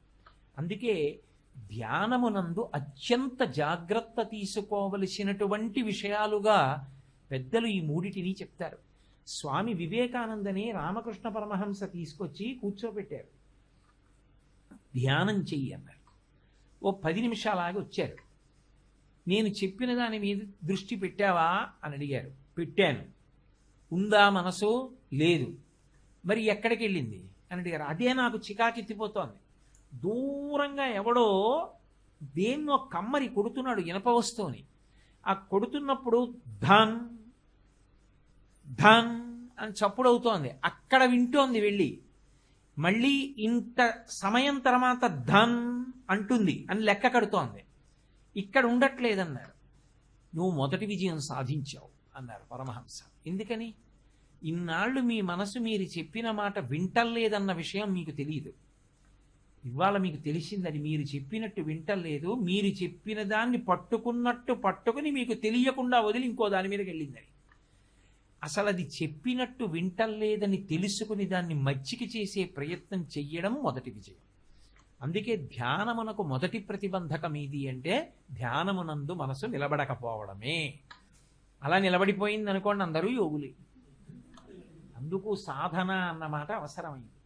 అందుకే మనసుతో తగువు పడకూడదు, మనసుని మచ్చిక చేసుకోవాలి. మచ్చిక చేసుకుని రా అని మళ్ళీ వెనక్కి తీసుకొచ్చి చూడు అనాలి. అందుకే ధ్యానం గురించి ఎక్కువగా ఎప్పుడూ ఎవరితో మాట్లాడకూడదు. నేనండి అరగంట సేపు ధ్యానం చేశానండి, ఇలా అండి అలా అండి, అది మాట్లాడే విషయం కాదు, అది స్వవిషయం. ఒక్కని అనుమానం ఉంటే గురువు గారు ఒక్కరితోటే పంచుకోవాలి. ఎందుకంటే ఆయన ధ్యానమునందు నిష్ణాతుడు కనుక అందులో వచ్చేటటువంటి వైక్లభ్యములను ఆయన దిద్దుతారు. దిద్ది మనసు విషయంలో ఇలా ప్రవర్తించు అని కావలసినటువంటి సలహానిస్తారు. అందుకే ధ్యానం విషయంలో ఈ 3 విషయాల్లో పరమ జాగ్రత్త తీసుకోవాలి. శ్రీ గురుభ్యో నమః. గురువుగారు శివాలయానికి వెళ్ళి ప్రసాదం తీసుకుని ఇంటికి వెళ్ళొచ్చును. మంచి ప్రశ్న ఇది. చాలా మంది అడుగుతూ ఉంటారు. మరి ఎందుచేత ఈ అనుమానం ప్రబలిందో నాకు తెలియదు, కానీ మీరు అడిగింది మాత్రం చాలా మంది మనసులో ఉన్న సందేహం. ఎందుకంటే చాలా మంది ఈ విషయాన్ని అడుగుతూ ఉంటారు. శివాలయానికి వెళ్ళినా విష్ణువాలయానికి వెళ్ళినా ఏ దేవాలయానికి వెళ్ళినా ఈశ్వరుడు యొక్క ప్రసాదాన్ని పుచ్చుకోవలసిందే. ప్రసాదము అన్న మాటకి అర్థం ఏమిటంటే అనుగ్రహము. ప్రసాదము దేనికి గుర్తు? అనుగ్రహమునకు గుర్తు. ప్రసాదం నోట్లోకి పుచ్చుకుంటాం. ఎందుకు ప్రసాదం పుచ్చుకోవడం అంటే, ప్రసాదం పుచ్చుకున్నప్పుడు దాని యొక్క తేజస్సు మనస్సుగా మారుతుంది. మనస్సుకి ఒక స్థూలమైన రూపం ఏముందండి? నా గుండె చూపించమంటే చూపిస్తారు ఏదో వైద్య సాధనాలతోటి. ఆఖరికి నా కంటి వెనక ఉన్న రెటీనా కూడా కనపడుతుంది. కానీ మనసుని చూపించండి అన్నారనుకోండి, అది ఎవరు చూపించలేరు. అది సంకల్ప వికల్ప సంఘాతము, అది సూక్ష్మ శరీరం. అందుకే అది ప్రత్యక్షంగా కనపడదు. కానీ మనిషి జీవితాన్నంతటినీ శాసించేది ఆ మనసే. ఆ మనసు సద్బుద్ధితో కూడుకుని మంచి ఆలోచన చేసిందనుకోండి, మీ సమస్యకి పరిష్కారం అక్కడే ఉంటుంది. ఆ సమస్యకి పరిష్కారం ఆయన దగ్గరే ఉంది. ఆయన ఆ పని చేస్తే సమస్యకి పరిష్కారం వచ్చేస్తుంది. కానీ ఆ పరిష్కారం ఆయనకి తట్టదు. తట్టక బాధపడిపోతూ ఉంటాడు, ఇబ్బంది పడిపోతూ ఉంటాడు. ఆ పరిష్కారం ఇదే, నువ్వు ఈ పని చెయ్యి, నీ సమస్యకి పరిష్కారం వచ్చేసింది అన్న ఆలోచన దేని వల్ల వస్తుందంటే, భగవత్ సంబంధమైన ప్రసాదాన్ని లోపలకు పుచ్చుకుంటే అది మనసుగా మారితే అది సంకల్పంగా వచ్చి బుద్ధి నిర్ణయం చేసి ఆ నిర్ణయాన్ని అమలు చేయించి కష్టంలోంచి బయటికి తీసుకొస్తుంది. అది ప్రసాదం. అయితే మిగిలిన దేవాలయాల్లో ప్రసాదానికి, శివాలయంలో ప్రసాదానికి ఒక ప్రధానమైనటువంటి భేదం ఉంటుంది. శివుడు పరమ ఉదారుడు. అంతటి ఉదారుడైనటువంటి కారణం చేత ఆయన యథార్థంగా తన భార్య అయినటువంటి పార్వతి, విఘ్నేశ్వరుడు, సుబ్రహ్మణ్యుడు తన బిడ్డలకే తన కుటుంబంలో స్థానము అన్న మాట అనలేదు. తన కుటుంబంలో పిల్లలు అని మనం ఎవరిని అనుకుంటామో వాళ్ళకన్నా పెద్ద స్థానం ఎవరికి ఇచ్చాడు అంటే బయట వాళ్ళకి ఇచ్చాడు. చండీశ్వరుడని ఆయన ఒక మహానుభావుడు, ఒక బ్రాహ్మణుడు, వేదం చదువుకున్న బ్రహ్మచారి. ఇసుకతో శివాలయాన్ని నిర్మాణం చేసి తను తోలుకొచ్చినటువంటి ఆవులు తాను చదువుతున్నటువంటి వేదమంత్రాల చేత సంతసించి విడిచిపెట్టినటువంటి పాలతో ఇసుకతో కట్టిన లింగానికి అభిషేకం చేసేవాడు. ఈ పిల్లవాడు పాలన్నీ ఇసుకలో పోసేస్తున్నాడని ఎవరో దారిన పోతున్న వ్యక్తి చెప్పాడు. తండ్రి పిల్లవాడు నిజంగా పాలు ఇసుకలో పోస్తున్నాడేమో చూస్తానని చెట్టెక్కి కూర్చున్నాడు. పిల్లవాడు గమనించలేదు. గమనించక ఆవుల పాలు ఆ కుండలో విడిచిపెడితే ఇసుకతో దేవాలయం కట్టి దేవాలయం లోపల ఇసుకతో లింగం పెట్టి తాను పెద్ద దేవాలయంలో ఉన్నాననేటటువంటి మానసికమైన భావనతో ఈ ఆవులు విడిచిపెట్టిన పాలు తీసి సైకత లింగం మీద రుద్రాధ్యాయంతో అభిషేకం చేస్తున్నాడు. శ్రీ గురుభ్యో నమః. గురువుగారు శివాలయానికి వెళ్ళి ప్రసాదం తీసుకుని ఇంటికి వెళ్ళొచ్చును. మంచి ప్రశ్న. ఇది చాలా మంది అడుగుతూ ఉంటారు. మరి ఎందుచేత ఈ అనుమానం ప్రబలిందో నాకు తెలియదు, కానీ మీరు అడిగింది మాత్రం చాలా మంది మనసులో ఉన్న సందేహం. శివాలయానికి వెళ్ళినా, విష్ణువాలయానికి వెళ్ళినా, ఏ దేవాలయానికి వెళ్ళినా ఈశ్వరుడు యొక్క ప్రసాదాన్ని పుచ్చుకోవలసిందే. ప్రసాదము అన్న మాటకి అర్థం ఏమిటంటే అనుగ్రహము. ప్రసాదము దేనికి గుర్తు? అనుగ్రహమునకు గుర్తు. ప్రసాదం నోట్లోకి పుచ్చుకుంటాం. ఎందుకు ప్రసాదం పుచ్చుకోవడం అంటే, ప్రసాదం పుచ్చుకున్నప్పుడు దాని యొక్క తేజస్సు మనస్సుగా మారుతుంది. మనస్సుకి ఒక స్థూలమైన రూపం ఏముందండి? నా గుండె చూపించమంటే చూపిస్తారు ఏదో వైద్య సాధనాలతోటి. ఆఖరికి నా కంటి వెనక ఉన్న రెటీనా కూడా కనపడుతుంది. కానీ మనసుని చూపించండి అన్నారనుకోండి, అది ఎవరు చూపించలేరు. అది సంకల్ప వికల్ప సంఘాతము, అది సూక్ష్మ శరీరం. అందుకే అది ప్రత్యక్షంగా కనపడదు. కానీ మనిషి జీవితాన్నంతటినీ శాసించేది ఆ మనసే. ఆ మనసు సద్బుద్ధితో కూడుకుని మంచి ఆలోచన చేసిందనుకోండి, మీ సమస్యకి పరిష్కారం అక్కడే ఉంటుంది. ఆ సమస్యకి పరిష్కారం ఆయన దగ్గరే ఉంది. ఆయన ఆ పని చేస్తే సమస్యకి పరిష్కారం వచ్చేస్తుంది. కానీ ఆ పరిష్కారం ఆయనకి తట్టదు. తట్టక బాధపడిపోతూ ఉంటాడు, ఇబ్బంది పడిపోతూ ఉంటాడు. ఆ పరిష్కారం ఇదే, నువ్వు ఈ పని చెయ్యి, నీ సమస్యకి పరిష్కారం వచ్చేసింది అన్న ఆలోచన దేని వల్ల వస్తుందంటే, భగవత్ సంబంధమైన ప్రసాదాన్ని లోపలకు పుచ్చుకుంటే అది మనసుగా మారితే అది సంకల్పంగా వచ్చి బుద్ధి నిర్ణయం చేసి ఆ నిర్ణయాన్ని అమలు చేయించి కష్టంలోంచి బయటికి తీసుకొస్తుంది. అది ప్రసాదం. అయితే మిగిలిన దేవాలయాల్లో ప్రసాదానికి, శివాలయంలో ప్రసాదానికి ఒక ప్రధానమైనటువంటి భేదం ఉంటుంది. శివుడు పరమ ఉదారుడు. అంతటి ఉదారుడైనటువంటి కారణం చేత ఆయన యథార్థంగా తన భార్య అయినటువంటి పార్వతి, విఘ్నేశ్వరుడు, సుబ్రహ్మణ్యుడు తన బిడ్డలకే తన కుటుంబంలో స్థానము అన్న మాట అనలేదు. తన కుటుంబంలో పిల్లలు అని మనం ఎవరిని అనుకుంటామో వాళ్ళకన్నా పెద్ద స్థానం ఎవరికి ఇచ్చాడు అంటే బయట వాళ్ళకి ఇచ్చాడు. చండీశ్వరుడని ఆయన ఒక మహానుభావుడు, ఒక బ్రాహ్మణుడు, వేదం చదువుకున్న బ్రహ్మచారి. ఇసుకతో శివాలయాన్ని నిర్మాణం చేసి తాను తోలుకొచ్చినటువంటి ఆవులు తాను చదువుతున్నటువంటి వేదమంత్రాల చేత సంతసించి విడిచిపెట్టినటువంటి పాలతో ఇసుకతో కట్టిన లింగానికి అభిషేకం చేసేవాడు. ఈ పిల్లవాడు పాలన్నీ ఇసుకలో పోసేస్తున్నాడని ఎవరో దారిని పోతున్న వ్యక్తి చెప్పాడు. తండ్రి పిల్లవాడు నిజంగా పాలు ఇసుకలో పోస్తున్నాడేమో చూస్తానని చెట్టెక్కి కూర్చున్నాడు. పిల్లవాడు గమనించలేదు. గమనించక ఆవుల పాలు ఆ కుండలో విడిచిపెడితే ఇసుకతో దేవాలయం కట్టి దేవాలయం లోపల ఇసుకతో లింగం పెట్టి తాను పెద్ద దేవాలయంలో ఉన్నాననేటటువంటి మానసికమైన భావనతో ఈ ఆవులు విడిచిపెట్టిన పాలు తీసి సైకత లింగం మీద రుద్రాధ్యాయంతో అభిషేకం చేస్తున్నాడు.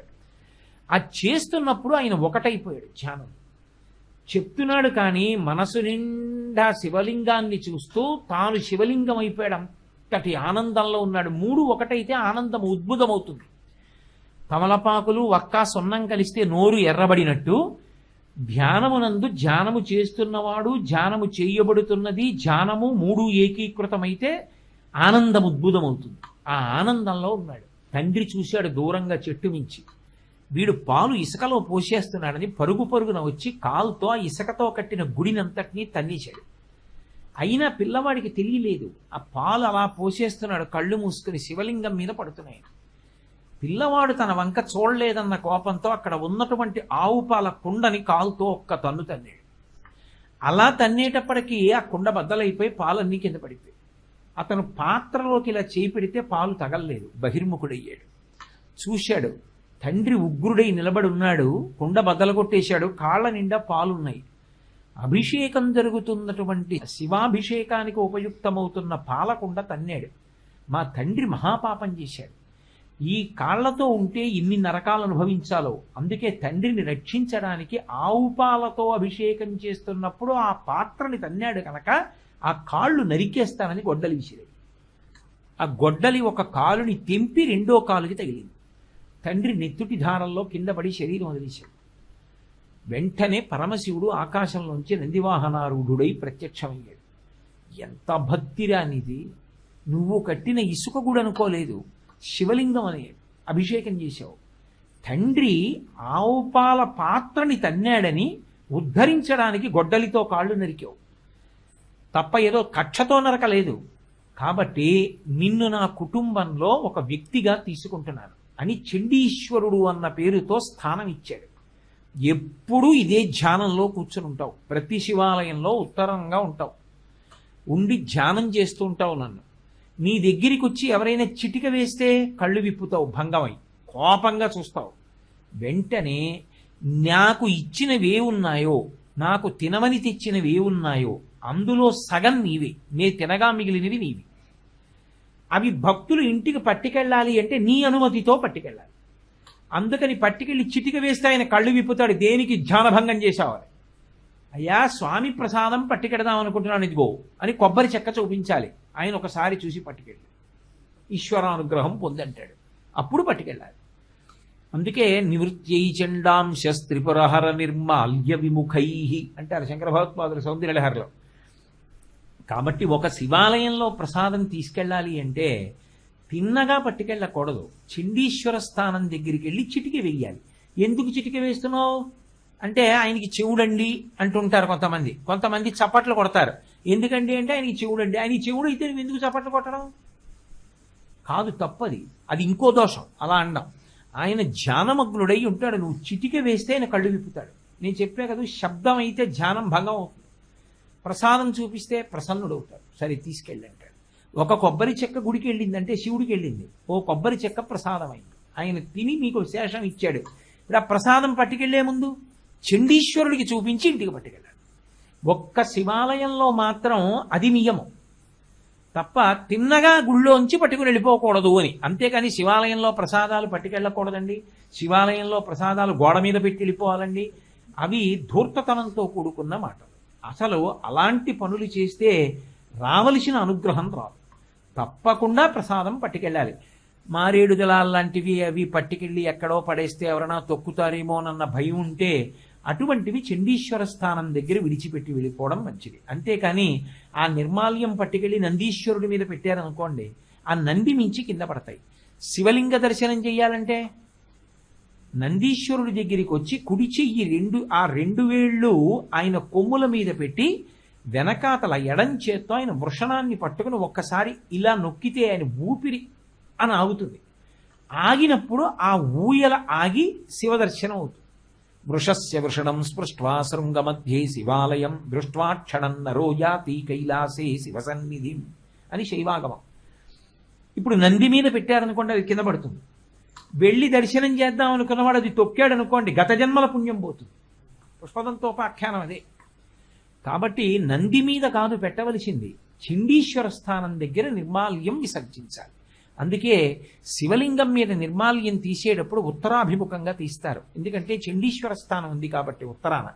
అథవా శివాలయంలో ప్రసాదాన్ని నిస్సందేహంగా తీసుకువెళ్ళవచ్చు, తీసుకువెళ్ళాలి కూడా. చండీశ్వరుడికి తీసుకెళ్ళి చూపించి తీసుకెళ్ళాలి. శ్రీ గురుభ్యో నమః. ఏటి శతకంలో నిత్య పూజ చేయవచ్చా? చేయకూడని పనులు ఏమిటి? ఏటి సూతకంలో నిత్య పూజ చేయవచ్చా? అసలు ఏటి సూతకము అన్న మాటకు అర్థం ఏమిటంటే, ఎవరి శరీరం పడిపోతే కర్మ చెయ్యవలసి ఉంటుందో అలా కర్మ చేసినటువంటి వారు ఒక ఏడాది పాటు పాటించేటటువంటి నియమాల యొక్క తోరణానికి ఏటి సూతకం అని పేరు. చాలా తేలిక ఉదాహరణ ఏమిటంటే, తల్లి తండ్రి వీళ్ళిద్దరి శరీరాలు పడిపోయినప్పుడు కొడుకు ఒక ఏడాది పాటు ఏటి సూతకంలో ఉన్నాడు అంటారు. అంటే ఆ ఏటి సూతకంలో ఉన్న కాలం దేనికోసం కేటాయించారంటే, ఆ ఏడాది కూడా తనని కన్నవాడు, తనకి శరీరం ఇచ్చినవాడు, తన అభ్యున్నతికి పాటుపడినవాడు, తనకి జ్ఞానం ఇచ్చినవాడు, తన గురించి అహరహం కష్టపడినటువంటి వాడు, ఈ భూమి మీద పరమ శివావతారమై తిరిగినవాడు తండ్రి కనుక, అటువంటి తండ్రి కానీ తల్లి కానీ శరీరాన్ని విడిచిపెట్టేస్తే ఆ ఏడాది పాటు వాళ్ళ అభ్యున్నతికి సంబంధించిన కర్మలు చెయ్యాలి. ఆ జీవుడికి ఒక ఏడాది మనుష్యలోకంలో ఉన్న కాలంతో అవకాశాన్ని ఇస్తారు. నువ్వు కష్టపడి కన్న కొడుకు ఒకడు ఉన్నాడు కదూ. ఎందుచేత అంటే ఆనందధాతువు కదిలితే శరీరంలో కొడుకు పుడతాడు అని చెప్తుంది శాస్త్రం. ఆనందధాతువు కదలాలి అంటే హృదయస్థానము నుండి కదిలితేనే కొడుకు వస్తాడు అని. శరీరంలో మిగిలిన ఏ స్థానంలోంచి పురుషుడికి ఆనందధాతువు కలిగినా ఆడపిల్ల పుడుతుంది అని. హృదయస్థానంలోంచి కదిలితే కొడుకు పుడతాడు. ఆ కొడుక్కి ఉన్నటువంటి అధికారం ఏమిటంటే, ఆత్మావై పుత్రనామాసి, తండ్రి యొక్క ఆత్మయే కొడుకుగా భూమి మీద తిరుగుతుంది. అందుకే తండ్రికి గొప్ప శాంతినిచ్చేవాడు ఎవరంటే కొడుకు. తండ్రి కొడుకుని ముట్టుకున్నాడు అనుకోండి, ఎంత శాంతి పొందుతాడో. పుత్రగాత్ర పరిష్వంగము అనేది సుఖం. కొడుకుని కౌగిలించుకున్నాడు అనుకోండి తండ్రి, ఎంత ఆనందపడిపోతాడు. ఆయనకి అటువంటి వాణ్ణి ఇచ్చారు. కాబట్టి భార్యగా నేను చెయ్యగలిగింది చేశాను, నన్ను ఆయన చేపట్టినందుకని అటువంటి కొడుకుని కన్న రోజున ఎంతో మురిసిపోతుందిట భార్య. అంటే నా ఉద్దేశం ఆ కొడుకులు లేని వాళ్ళని బెంగపెట్టుకోమని కాదు. కొడుకు లేకపోయినా కూతురుండి కూతురికి కొడుకు పుడితే కొడుకు ఉండడంతో సమానమే. కానీ ఆ కొడుకు ఆత్మావై పుత్రనామాసి, తండ్రికి ఆత్మ బహిర్గతంగా తిరుగుతుండడంతో సమానం. అందుకే శరీరం విడిచిపెట్టే ముందు కొడుకు ఒళ్ళో తలపెట్టుకుని విడిచిపెడితే కాశీపట్టణంలో విడిచిపెట్టేసి అంటే తండ్రి కొడుకుల మధ్య అంత గొప్ప అనుబంధాన్ని ఇచ్చింది శాస్త్రం. మరణవేదన కూడా తగ్గిపోతుంది అని కొడుకు స్పర్శకి. అందుకు ఏడుస్తాడు, కొడుకా కొడకా అని తండ్రి ఏడవడానికి కారణం అది. అటువంటి తండ్రి శరీరం విడిచిపెట్టేస్తే నీ కోసం ఆయన సమయం అంతా పాడు చేసేసుకున్నాడు. చిన్నప్పటి నుంచి నిన్ను చదివించాడు, నీ కోసం డబ్బు సంపాదించాడు. మరి ఆ తండ్రికి నువ్వు చేయవలసినవి ఇక్కడ ఉండగా తండ్రి శరీరం బడలిపోతుంది, వృద్ధుడవుతాడు. వృద్ధుడైపోయినటువంటి తండ్రికి పరమశాంతి దేని వలన అంటే ఆ కొడుకు తన కళ్ళ ముందు తిరగడం. అంతే, ఇంకొకటి చెప్పలేదు శాస్త్రం. అందుకే ఒక చూరు కింద తండ్రి కొడుకు ఉన్నవాడెవడో వాడు మహద్భాగ్యవంతుడు. తండ్రి కొడుకుతో కలిసి నిద్రించుట అంది. అంటే ఇద్దరూ కలిసి ఒక మంచంలో అని కాదు దాని అర్థం. ఒక చూరు కింద, కొడుకు పక్క గదిలో ఉన్నాడు, నేను ఇక్కడ ఉన్నాను. కాబట్టి రోజు కొడుకు తిరుగుతూ కనపడుతుంటేట, కొడుకు మాట వినపడుతుంటేట, కొడుకుతో కలిసి భోజనం చేస్తుంటే, కొడుకు రాత్రి వచ్చి కాళ్ళు పడితే, నా కొడుకు ఇక్కడే ఉన్నాడు, వాడు ఉన్నాడన్న ధైర్యంట తండ్రికి ఆయుర్దాయాన్ని పెంచుతుంది. ఆ కొడుకు దగ్గర లేడన్నది ఆయువుని క్షీణింపచేసి అనారోగ్యాన్ని ఇస్తుంది. అటువంటి కొడుకు, అటువంటి ఆ కొడుకు కోసం తండ్రి వెంపర్లాడిపోతాడు. కాబట్టి ఆయన శరీరం వెళ్ళిపోయిన ఏడాది పాటు ఆయన జీవుడి అభ్యున్నతికి పనిచేయి. అది కొడుకు యొక్క అధికారం. ఏడాది పాటు వీడు ఏం చేస్తాడో అవి తండ్రి జీవుడి ఖాతాలో వేస్తారు. వీడు వెళ్ళి అన్నదానం చేశాడనుకోండి, నాన్నగారి ఖాతాలో వేస్తారు. వీడు పురాణం విన్నాడనుకోండి, నాన్నగారి ఖాతాలో వేస్తారు. వీడు వస్త్రదానం చేశాడనుకోండి, నాన్నగారి ఖాతాలో వేస్తారు. నాకేం వచ్చిందండి అని అడగకూడదు, నీకు అంతకన్నా పుణ్యం లోకంలో లేదు. ఈశ్వర స్వరూపుడైన తండ్రి కోసం చేసినది ఏదుందో అంతకన్నా పుణ్యం లోకంలో ఇంకోటి లేదు. అంతేకాని అమ్మా నాన్నగారి కోసం ఏటి సూతకం పెట్టాను, నేను ఏ క్షేత్రానికి వెళ్ళడానికి లేదు, నేను ఏ వ్రతము చేయట్లేదని బెంగ పెట్టుకోకూడదు. అంతకన్నా దుర్మార్గమైన ఆలోచన ఇంకోటి ఉండదు. తండ్రి కోసం విధిగా చెయ్యాలి. నీకు అవకాశం ఉంది, ఒక గోదానం చెయ్యాలి. కాబట్టి అలా ఏడాది పాటు శరీరం విడిచిపెట్టేసినటువంటి తండ్రి తల్లి లేదా ఎవరిని ఉద్దేశించి కర్మ చేస్తున్నారో, ఒక్కొక్కరు వేరొకరికి కర్మ చేయవలసి రావచ్చు.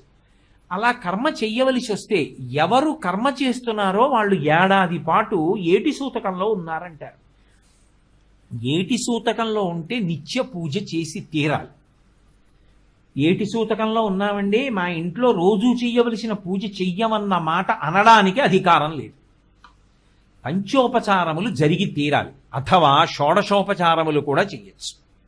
16 ఉపచారములు చేయొచ్చు. గంధ పుష్ప ధూప దీప నైవేద్యములు లేని ఇల్లు ఉండడానికి వీల్లేదు. 5 ఉపచారములు చెయ్యాలి.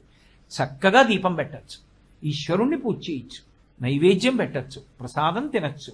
చెయ్యకూడనివి నోములు చేయడం, వ్రతాలు చేయడం, భార్యాభర్త కలిసి పీటల మీద కూర్చుని నోములు వ్రతాలు ఆచరించడం. నిత్య పూజలో ఇద్దరు కూర్చుని చేసినా వచ్చిన దోషమేమి ఉండదు. పీటల మీద కూర్చోవడం అంటే పుట్టింటి వాళ్ళు బట్టలు పెడతారు, అది ఏదో నైమిత్తికానికి సంబంధించిన కల్పంతో ఉంటుంది. అటువంటి పనులు చేయకూడదు. కొండలు ఎక్కకూడదు.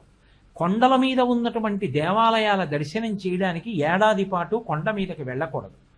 కొండ మీద ఉన్న దేవాలయంలోకి ప్రవేశించకూడదు. పండుగలు మొదలైనటువంటి సంబరాలు చేసుకోకూడదు. చేసుకోకూడదంటే బలవంతంగా మనసు నిగ్రహించమని కాదు.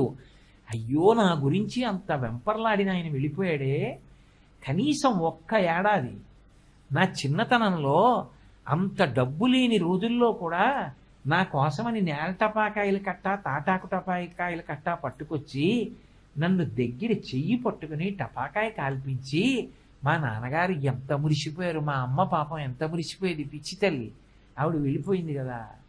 ఈ దీపావళికి నేను మా అమ్మ అభ్యున్నతికి ఏం చేయాలో అది చేస్తాను. ఎవరికైనా బ్రాహ్మణుడికి ఓ పంచెల చాపు దానం చేస్తాను. నాకు పండగ అని నా సంతోషం కోసం చేసుకో.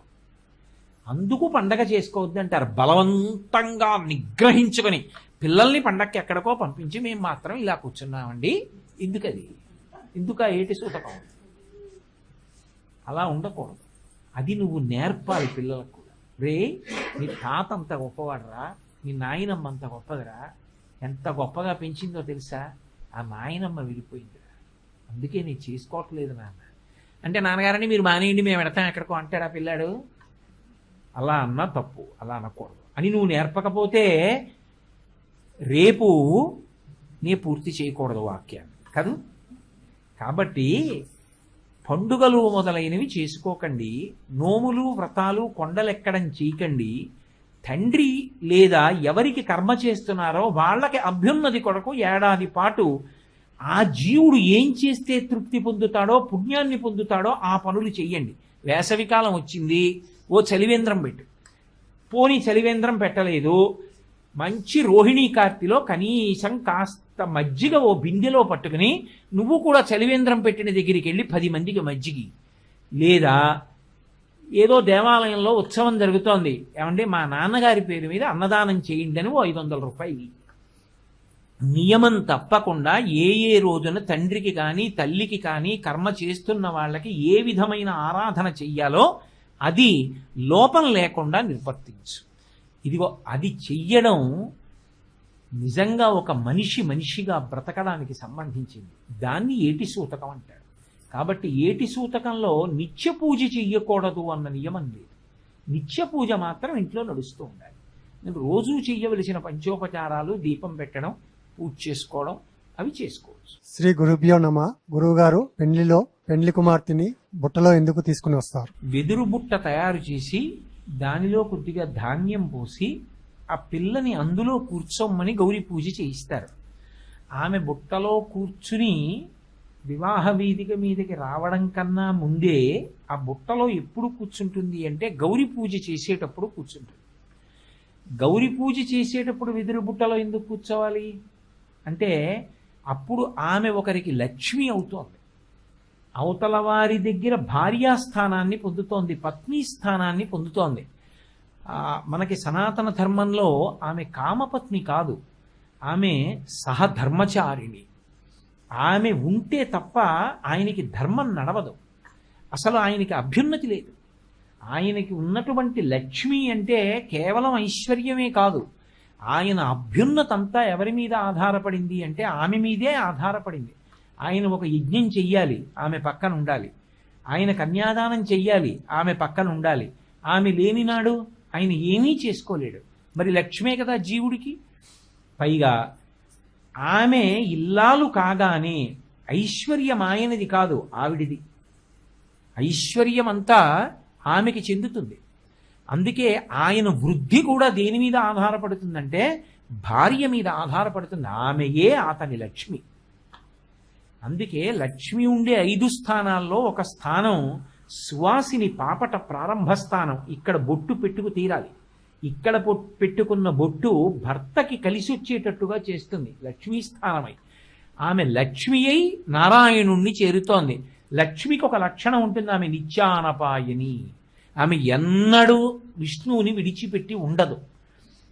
శ్రీరమసీతగాగ నిజసేవక బృందము వీరవైష్ణవాచార జనంబుగాగ విరజానది గౌతమిగాగ వికుంఠమున్నారయ భద్రశైల శిఖరగ్రముగాగ వసించు చేతనోద్ధారకుడైన విష్ణుడవు దాశరథి కరుణాపయోనిధి అని గోపరాజు గారు. శ్రీ మహావిష్ణువు రామచంద్రమూర్తిగా వస్తే ఆమె సీతమ్మగా వస్తుంది. అనఘ ఆదిలక్ష్మి అయిన రుక్మిణితోడ క్రీడ సల్పుచున్న కృష్ణు చూచి. ఆయన కృష్ణ భగవానుడిగా వస్తే ఆమె రుక్మిణీదేవిగా వస్తుంది. ఆయన ఎక్కడ అవతార స్వీకారం చేస్తే ఆమె ఆయన వెంటే వస్తుంది, ఎన్నడూ విడిచిపెట్టదు. అలాగే ఆ పిల్ల ఇక్కడ పుట్టింది, నా కూతురుంది, నా కూతురు ఇక్కడ పుట్టింది. ఎవరు పుట్టారు? ఆడపిల్ల పుట్టింది. ఆడ అంటే తెలుగులో అక్కడ. అక్కడికి వెళ్ళిపోయే పిల్ల ఇక్కడ పుట్టింది. మరి నా ఇంట్లో ఎందుకు పుట్టింది? ఎక్కడో నారాయణుడు ఉన్నాడు, వెతుక్కుని వెళ్ళిపోతుంది ఆయన దగ్గరికి. శ్రీ గురుభ్యో నమ.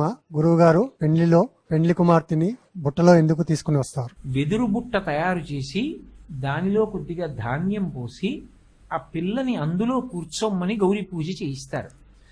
ఆమె బుట్టలో కూర్చుని వివాహ వేదిక మీదకి రావడం కన్నా ముందే ఆ బుట్టలో ఎప్పుడు కూర్చుంటుంది అంటే గౌరీ పూజ చేసేటప్పుడు కూర్చుంటుంది. గౌరీ పూజ చేసేటప్పుడు వెదురు బుట్టలో ఎందుకు కూర్చోవాలి అంటే అప్పుడు ఆమె ఒకరికి లక్ష్మి అవుతోంది. అవతల వారి దగ్గర భార్యాస్థానాన్ని పొందుతోంది, పత్ని స్థానాన్ని పొందుతోంది. మనకి సనాతన ధర్మంలో ఆమె కామపత్ని కాదు, ఆమె సహధర్మచారిణి. ఆమె ఉంటే తప్ప ఆయనకి ధర్మం నడవదు, అసలు ఆయనకి అభ్యున్నతి లేదు. ఆయనకి ఉన్నటువంటి లక్ష్మి అంటే కేవలం ఐశ్వర్యమే కాదు, ఆయన అభ్యున్నతంతా ఎవరి మీద ఆధారపడింది అంటే ఆమె మీదే ఆధారపడింది. ఆయన ఒక యజ్ఞం చెయ్యాలి, ఆమె పక్కన ఉండాలి. ఆయన కన్యాదానం చెయ్యాలి, ఆమె పక్కన ఉండాలి. ఆమె లేనినాడు ఆయన ఏమీ చేసుకోలేడు. మరి లక్ష్మే కదా జీవుడికి. పైగా ఆమె ఇల్లాలు కాగానే ఐశ్వర్యం ఆయనది కాదు, ఆవిడిది. ఐశ్వర్యం అంతా ఆమెకి చెందుతుంది. అందుకే ఆయన వృద్ధి కూడా దేని మీద ఆధారపడుతుందంటే భార్య మీద ఆధారపడుతుంది. ఆమెయే అతని లక్ష్మి.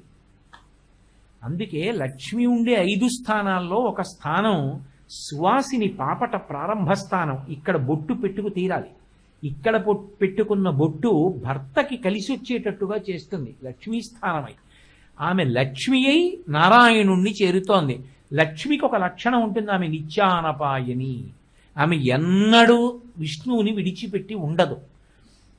శ్రీరమసీతగాగ నిజసేవక బృందము వీరవైష్ణవాచార జనంబుగాగ విరజానది గౌతమిగాగ వికుంఠమున్నారయ భద్రశైల శిఖరగ్రముగాగ వసించు చేతనోద్ధారకుడైన విష్ణుడవు దాశరథి కరుణాపయోనిధి అని గోపరాజు గారు. శ్రీ మహావిష్ణువు రామచంద్రమూర్తిగా వస్తే ఆమె సీతమ్మగా వస్తుంది. అనఘ ఆదిలక్ష్మి అయిన రుక్మిణితోడ క్రీడ సల్పుచున్న కృష్ణు చూచి. ఆయన కృష్ణ భగవానుడిగా వస్తే ఆమె రుక్మిణీదేవిగా వస్తుంది. ఆయన ఎక్కడ అవతార స్వీకారం చేస్తే ఆమె ఆయన వెంటే వస్తుంది, ఎన్నడూ విడిచిపెట్టదు. అలాగే ఆ పిల్ల ఇక్కడ పుట్టింది, నా కూతురుంది, నా కూతురు ఇక్కడ పుట్టింది. ఎవరు పుట్టారు? ఆడపిల్ల పుట్టింది. ఆడ అంటే తెలుగులో అక్కడ. అక్కడికి వెళ్ళిపోయే పిల్ల ఇక్కడ పుట్టింది. మరి నా ఇంట్లో ఎందుకు పుట్టింది? ఎక్కడో నారాయణుడు ఉన్నాడు, వెతుక్కుని వెళ్ళిపోతుంది ఆయన దగ్గరికి. ఇక్కడ లక్ష్మి పుట్టింది. ఇప్పుడు నాకు అదృష్టం ఏమిటి? ఆ లక్ష్మిని పెంచి పెద్ద చేస్తున్నాను. ఆ లక్ష్మిని కన్యాదానం చేస్తాను. ఎవరికి? లక్ష్మి ఎప్పుడూ నారాయణునికే చెందుతుంది. అందుకే ఆమె లక్ష్మి కనుక పద్మంలో కూర్చోవాలి. కాబట్టి ఇప్పుడు ఆ వెదురు బుట్ట దేనికి సంకేతం అంటే పద్మానికి సంకేతం. ఎందుకు పద్మంలో కూర్చోవాలి?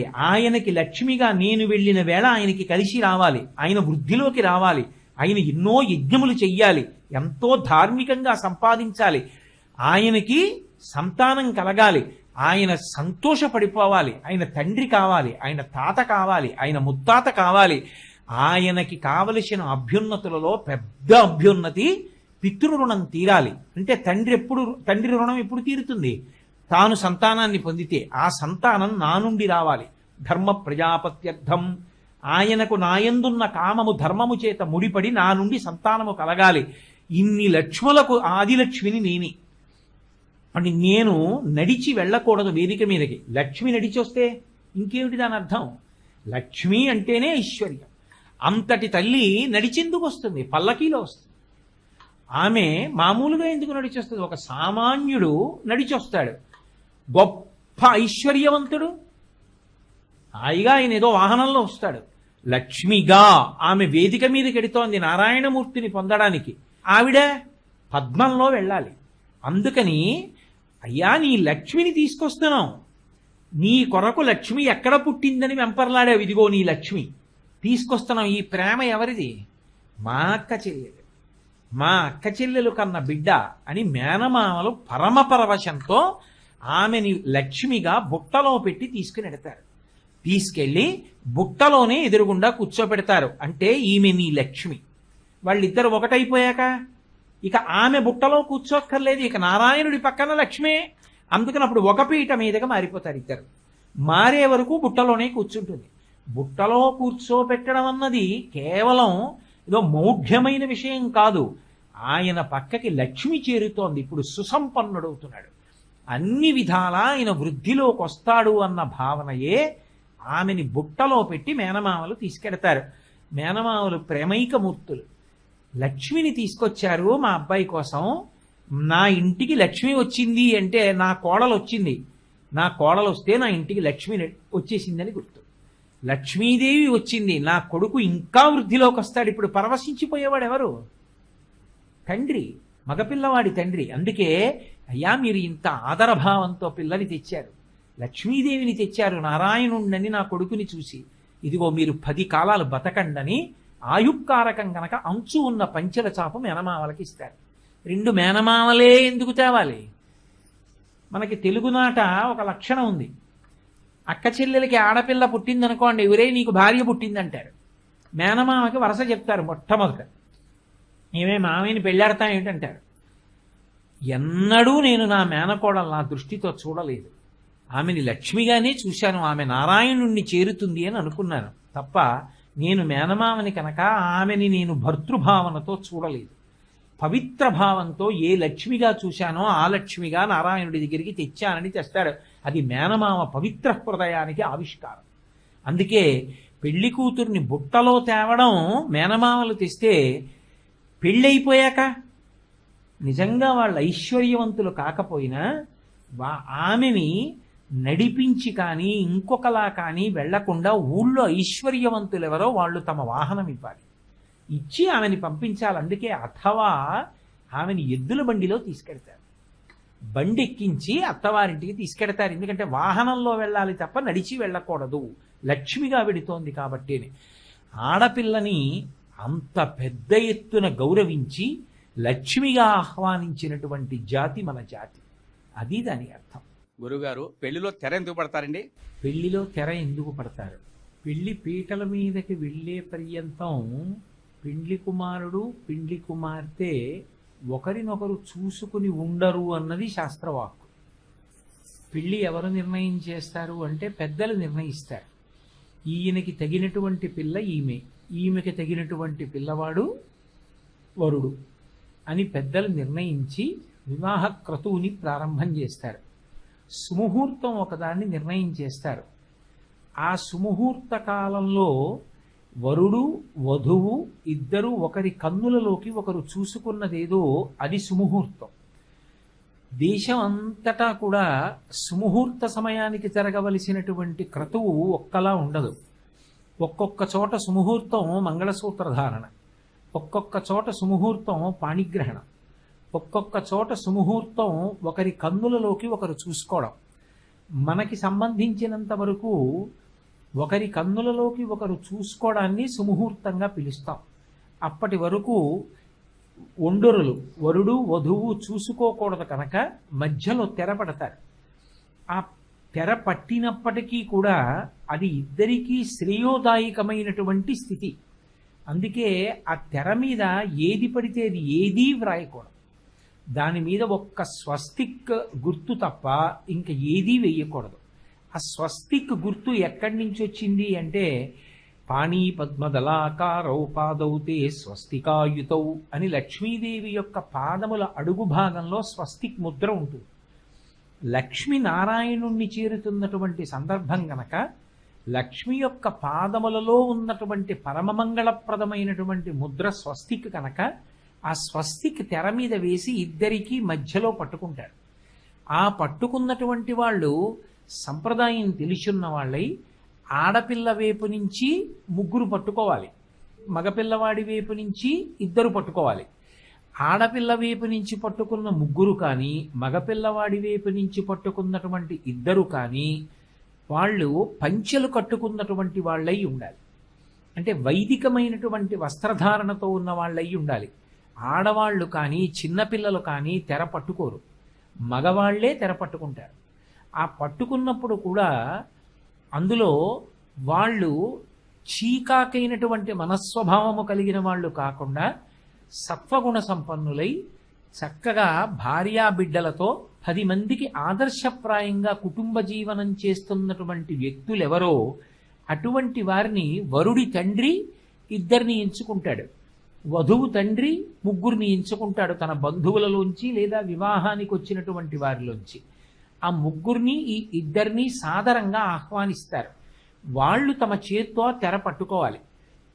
సుముహూర్త కాలం అయింది అని గుర్తు ఏమిటంటే వివాహంలో మంత్రక్రతువు అయిపోవచ్చు, కానీ ఇంకా సుముహూర్తానికి సమయం ఉంటుంది.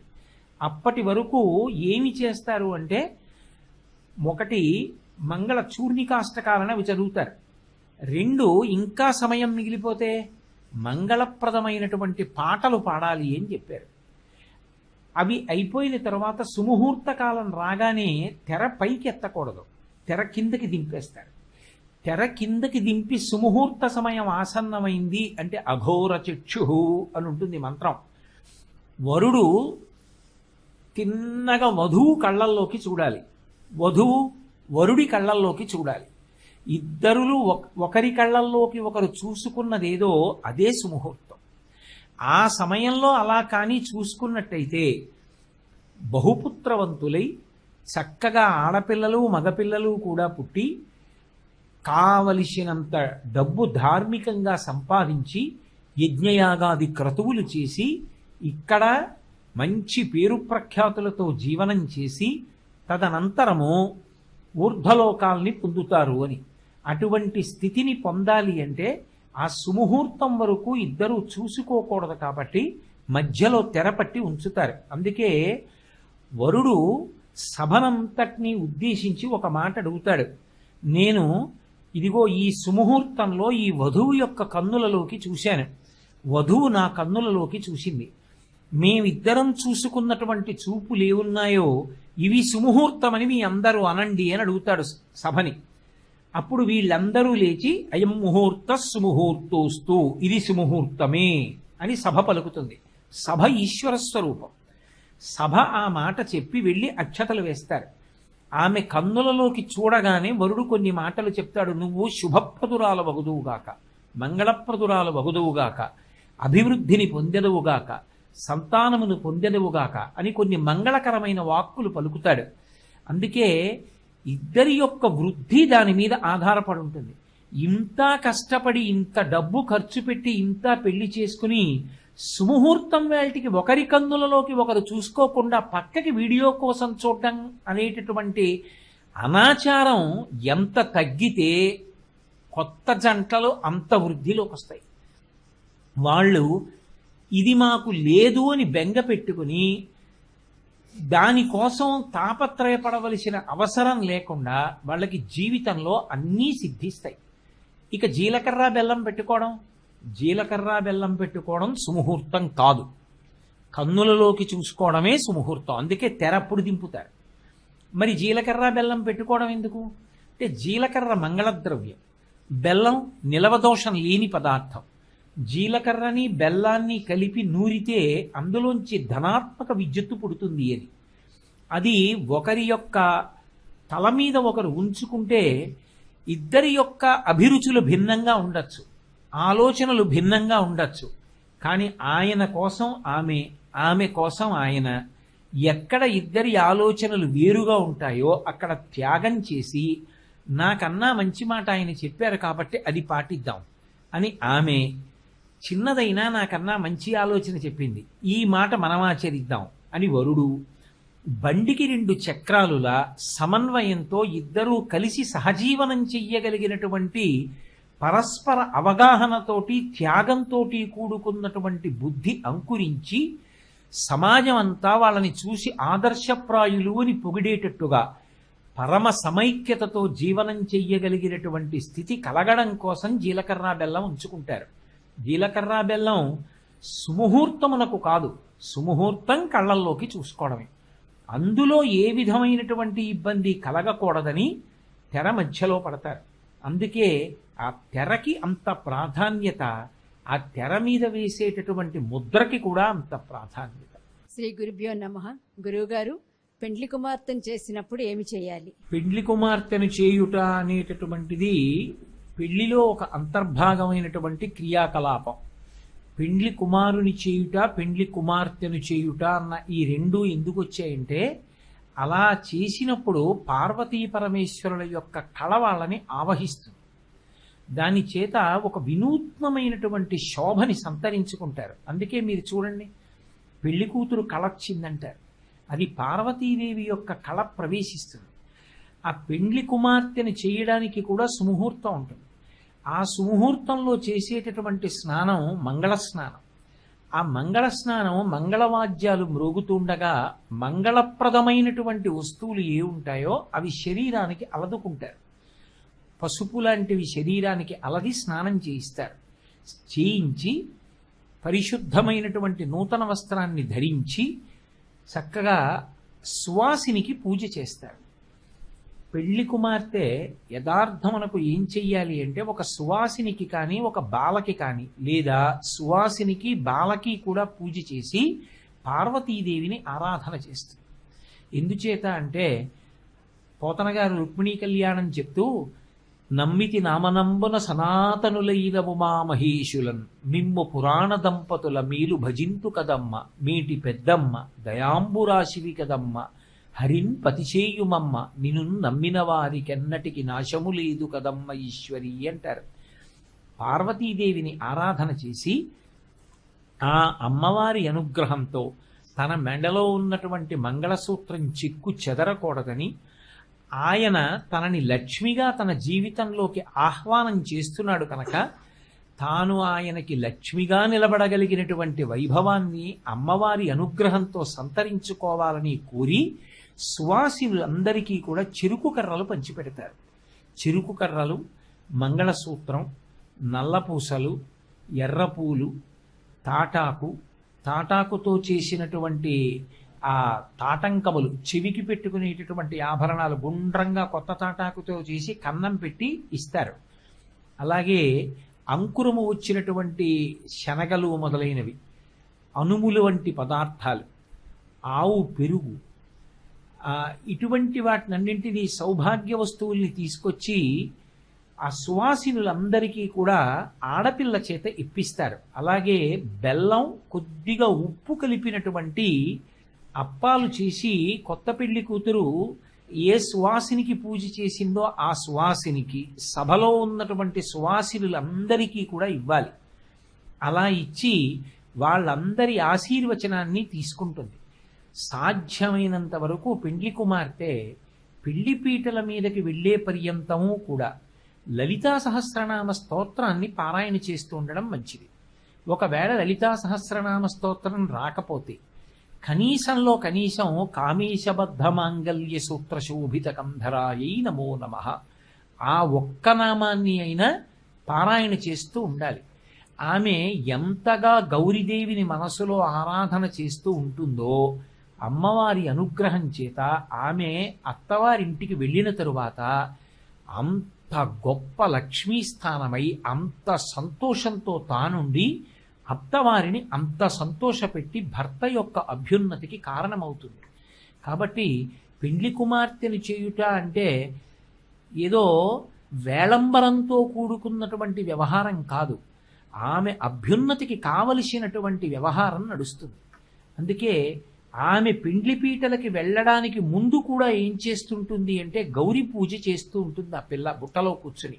కాబట్టి పెండ్లి కుమార్తెని చేసినప్పుడు ఆ ఊళ్ళో ఉన్నటువంటి అమ్మవారి దేవాలయం, అధిష్టాన దేవత ఎవరుంటుందో అటువంటి అధిష్టాన దేవత దేవాలయాన్ని దర్శించడం, లలితా సహస్రం పారాయణ చేయడం, పెద్దలకి నమస్కారం చేయడం, గురువు గారి పాదాలకి నమస్కరించి ఆశీర్వచనం అందుకోవడం, అలాగే సువాసిని పూజ చేయడం, బాల పూజ చేయడం, సువాసినులకు నేను ఇందాక చెప్పినటువంటి పదార్థాలన్నింటినీ పంచిపెట్టడం, ఇవి ఆమె శ్రేయస్సుకి హేతువులు.